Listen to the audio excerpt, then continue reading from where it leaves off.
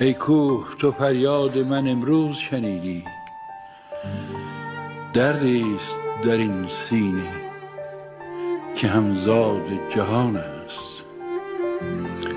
از داد و وداد آن همه گفتند و نکردند، یا رب چقدر فاصله دست و زبان است.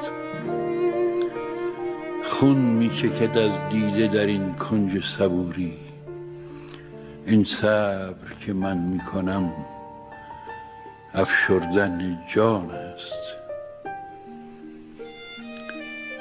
از راه مرو سایه که آن گوهر مقصود گنجی است که اندر قدم راه روان است.